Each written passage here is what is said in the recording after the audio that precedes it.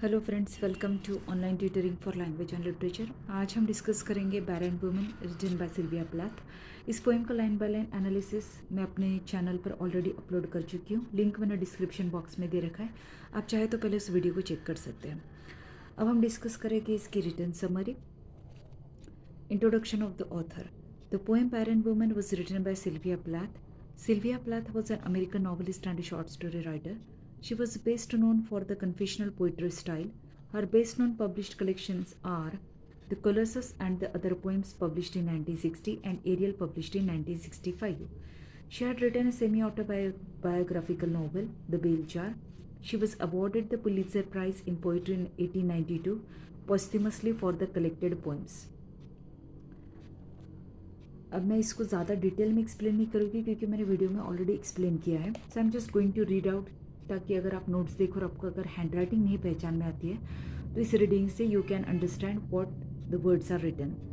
The present poem barren woman was published in the poetry collection named Ariel 1965. It depicts the plight of a woman who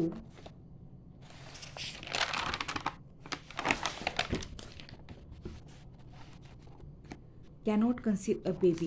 In general, the word barren is used for the infertile line, but here it is used for a woman who has an infertility issue. The society in the early 20th century was very orthodox and backward. Men were considered to be responsible for earning money, and women must stay at home to look after children. Giving birth to children and raising them were the only purpose of women's lives. And if a woman is not able to conceive, it was considered to be a sin on her part. The society would look down at such women.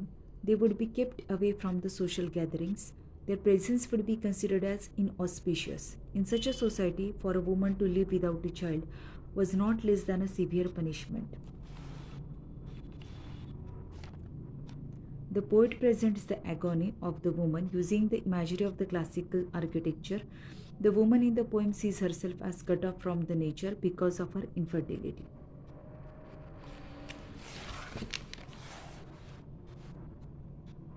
In the first stanza, the speaker compares herself to an empty museum where no statues are there.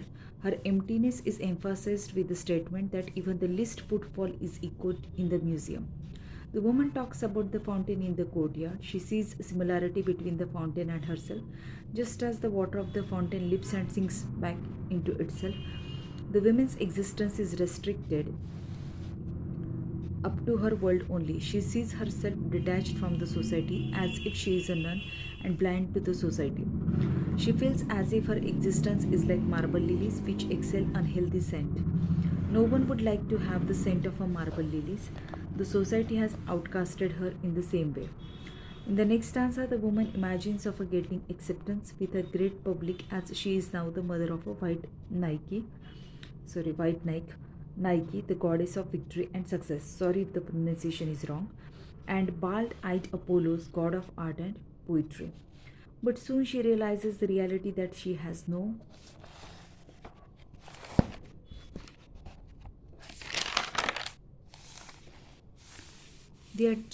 child, and to be a mother is an impossible thing. Maybe the woman is taking the treatment for her infertility in a clinic. The dead reality of her barrenness hits her hard when she realizes that she has no children. She understands that nothing can happen. She feels as if the moon is trying to console her by keeping her hand on the woman's forehead. But the moon is blind faced with no expressions, and the moon is quiet like a nurse in the clinic. The moon is silent as if a nurse in the clinic. It means that the nurse cannot tell the woman that she cannot be a mother ever. Conclusion. In conclusion, it can be said that the poet has aptly described the sufferings of an infertile woman with the imagery of the museum and the fountain. On the surface level, the poem talks about the infertility of a woman and how the society becomes hostile towards her. But on the deeper level, the poem expresses of a woman to produce the great work of art in the male-dominated society. The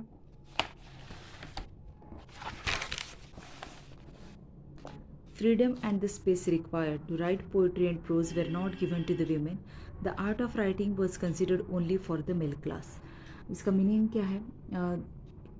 इन पूरे notes में the main idea is this कि जो बैरन women है, अगर आप word to word पढ़ोगे तो आपको ये लगेगा कि जो औरत कंसीव नहीं कर पा रही है, उस औरत को सोसाइटी में कैसे ट्रीट किया जाता है, वो कैसा फील करती है, what type of a depression और फ्रस्ट्रेशन शी गोज़ थ्रू, वो सब इसमें लिखा गया है. लेकिन एक्चुअल में क्या है कि जब पोइट ने सिल्विया प्लैथ ने इस पोएम को लिखा तो उस वक्त में क्या था कि women were not given the freedom to opt for career of writing. ऐसे कंसिडर किया जाता था that they must focus on the family, raising children और कंसीविंग और giving birth to child and raising them. तो यही उनकी मेन ड्यूटी मानी जाती थी. अब इससे हटकर अगर कोई वक्त चाहता है, फ्रीडम चाहता है, स्पेस चाहता है, तो वो उन्हें नहीं दिया जाता था. तो यही आइडिया इस पोएम में जो वो एक्सप्रेस किया गया है. सो अगर आपको ये वीडियो हेल्पफुल होती है तो सब्सक्राइब कीजिए, शेयर कीजिए और कमेंट ज़रूर कीजिए.